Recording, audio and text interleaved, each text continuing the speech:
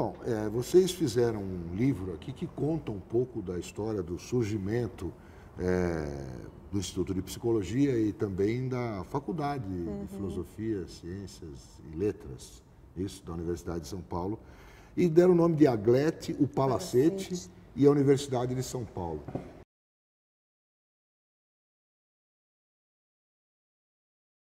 Por que vocês puseram esse nome?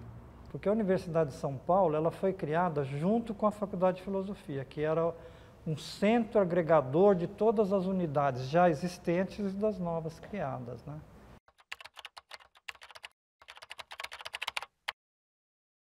E naquele tempo havia a Faculdade de Medicina? Faculdade de Medicina, a Faculdade de Direito, Exalc, todas já centenárias, a Poli, né? A Poli, né? A odontologia também já existia. Isso, odontologia, farmácia. Então, a ideia de criar a Faculdade de Filosofia, ela seria um centro de ligação entre todas essas áreas do conhecimento, né? Então, era uma coisa nova. Tá. E como é que a faculdade foi parar nesse prédio? Então, a fundação da Universidade de São Paulo foi no dia 25 de janeiro de 1934. Né? Tá.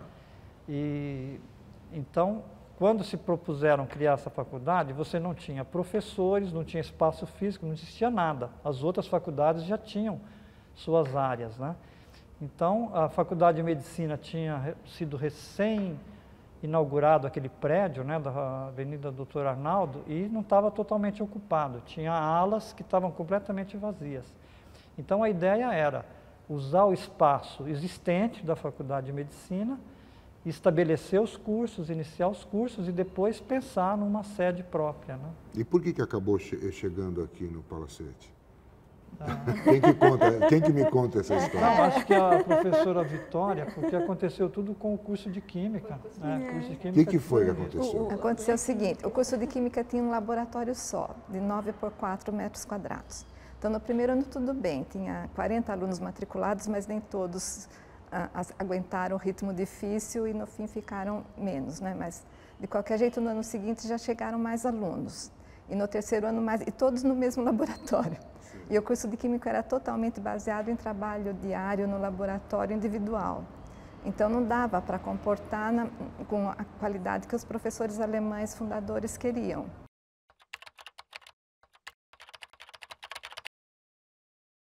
O prédio da medicina tem, cada andar tem um terraço e depois no andar de cima tem um espaço, um terraço em cima do andar de baixo. Então, a ideia era pegar aquele terraço, o laboratório era contíguo àquele terraço e ampliar o laboratório, fazer um puxadinho. E os alunos da medicina se revoltaram, porque ia afetar a estética do prédio. De novo, né? Sim, e daí fizeram os andames, lá uns tubos de descarga de cimento, tudo, e os alunos da medicina foram lá e colocaram fogo, derrubaram os andames. Daí criou um impasse muito grave, né? Porque foi uma agressão, né? E aí, teve uma briga mesmo, então? Sim, foi.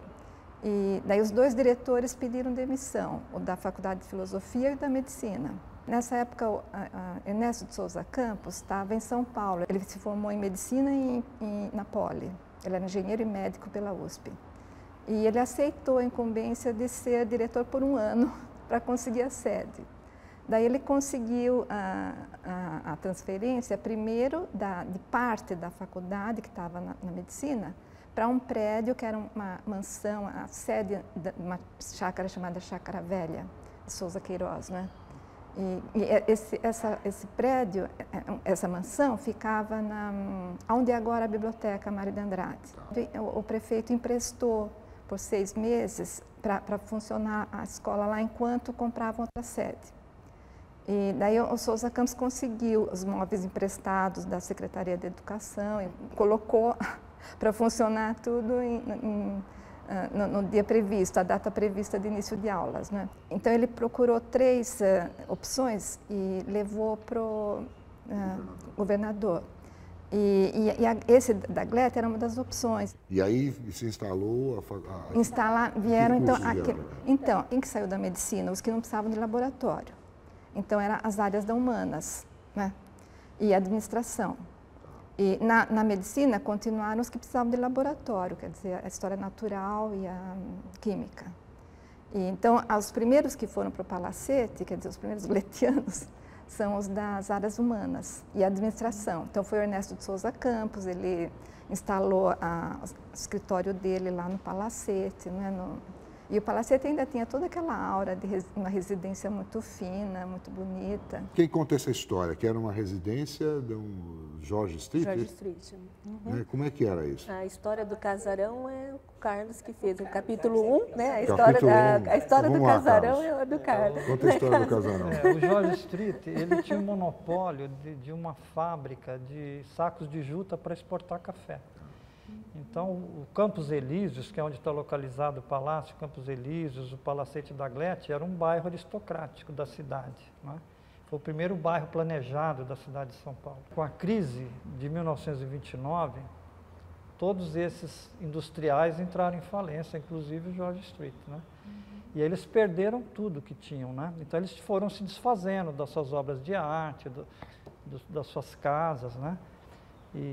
Então foi essa mudança, né, da era industrial, da época da produção dos barões do café, para uma nova condição, né, depois da crise de 29. E quando o governo comprou esse palacete, ele já não pertencia então mais ao Não, ele já tinha sido, como ele estava hipotecado, ele passou para a Companhia Sul-América de Seguros, que pôs a sua sede aí logo depois que a família saiu da casa em 1929, né.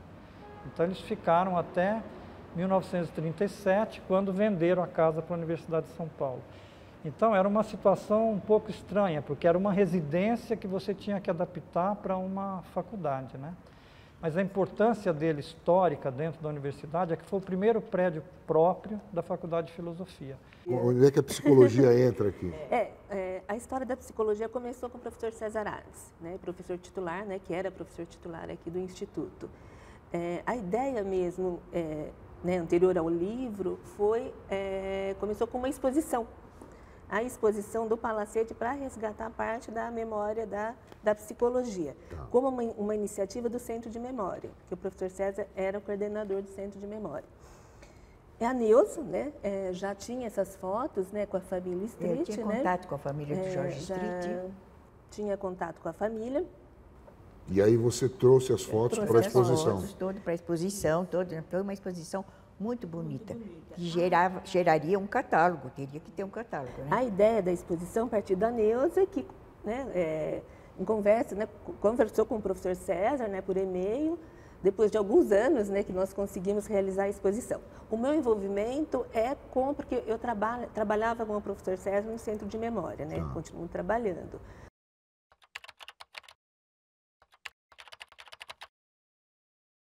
Então, a ideia surgiu com essa exposição, né, de resgatar, mostrar as fotos e resgatar parte da história da psicologia, principalmente a psicologia experimental, né, que na época, né, a partir do final de 50 e principalmente na década de 60, funcionou lá, não enquanto curso, ainda era cadeira de psicologia, nesse porão. Então, nós resgatamos não só a psicologia, a história da psicologia, como também do Palacete nessa exposição. Né? Depois da exposição, nós começamos a nos reunir novamente e veio a ideia do catálogo. Primeiramente para resgatar a história da psicologia, mas depois surgindo com as reuniões, com a participação da Vitória, né, da Química, nós começamos a pensar em fazer um livro, que é esse livro, né? O resultado é esse livro. O resultado é que é esse livro. 7, né? Mas não, 2007, exposição 2006. 8 anos. E aqui vocês têm a memória de todos os cursos que funcionaram lá. Lá na Glete. No casarão mesmo, era a história natural, porque a geologia, etc., era fora, eram na piscina, nas outras coisas. No casarão era a história natural e depois abriram um porão e foi a psicologia experimental lá para baixo. Mas ficou bom o resultado? Eu gostei demais. Convém dizer que o livro é um tributo ao professor César. É uma homenagem a nós. Dona Neuza, só está me devendo a história dessas fotos. Como é que você conseguiu essas fotos? Eu não sei como é que eu consegui, que eu encontrei a Celita. A neta do George Street, né, está viva, esteve aqui no lançamento e ela conta histórias incríveis sobre isso. Agora, eu tive a vivência dentro desse palacete, porque eu estudei 4 anos lá, de 48 a 51. Então, todos os, como ele disse, não tinha nada de escola ali, era tudo improvisado. O primeiro andar era, no térreo era mineralogia, com aqueles museus, tudo aquilo, escadas maravilhosas, mas já completamente adaptadas. O primeiro andar era a zoologia, com esses balcões pequenos para você desenhar coisas grandes. Os microscópios, tem a gente trabalhando com equipamentos primitivos de tudo. Na botânica, tem umas fotografias de botânica, acho que nem está no livro, em que a iluminação do microscópio era um negócio desse tamanho, assim, umas luminárias enormes. Lâmpadas, luminárias adaptadas em cima das mesas. Adaptadas em cima da mesa. E era tudo assim, nessa base. E ali, o único lugar mais gostoso era fora, e ainda tinha um jardim, tinha preservação de muita coisa, né? Mas, principalmente, a figueira. Agora, quando esse palacete foi demolido, nós, gletianos, perdemos o chão material. O nosso espaço físico acabou.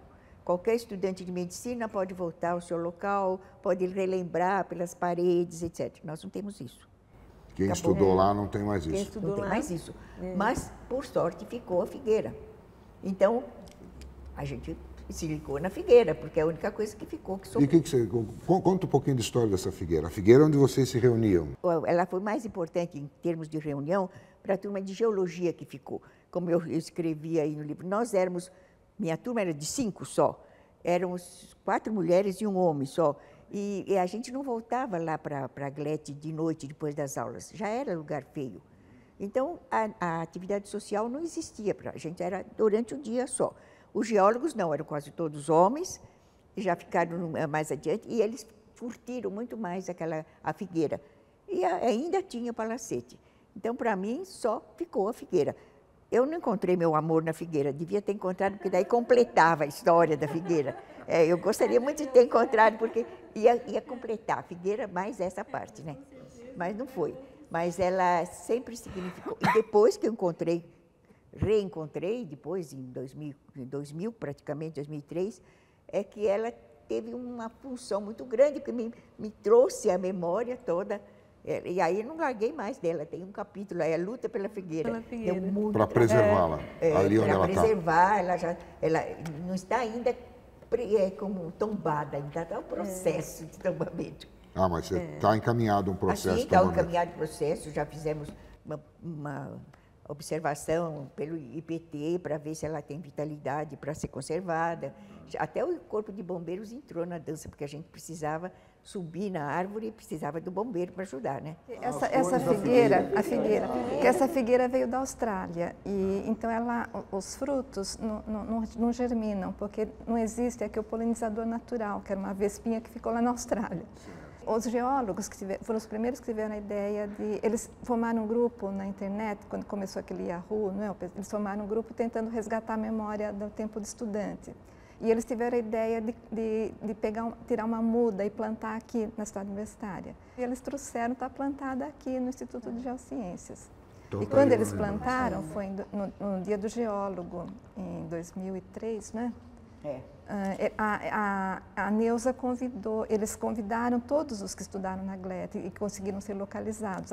Eles convidaram os geólogos que eles já conheciam e a Neuza ficou incumbida de convidar os psicólogos, os químicos e os... Mas uma pegou e está lá, está viva, está grande. Nós temos 3 clones na cidade universitária. Tem um na psicologia, um na geologia e um na biociências. Então ela rendeu frutos. Rendeu frutos. Rendeu e aqui, filhote. olha, no capítulo 5 tem um plantio, né? Quando nós fizemos a exposição da Glete, nós plantamos. O final da exposição foi com o plantio do clone da figueira aqui nos nossos jardins também. Professor, muito obrigado, então, pela conversa, pela entrevista. Está aqui o livro, um livro que conta, resgata uma memória. Sim, vale a pena ler o livro, que resgata essa memória que, no fim, acabou sendo demolida por conta do desenvolvimento, por conta, enfim, da modernidade, não é isso?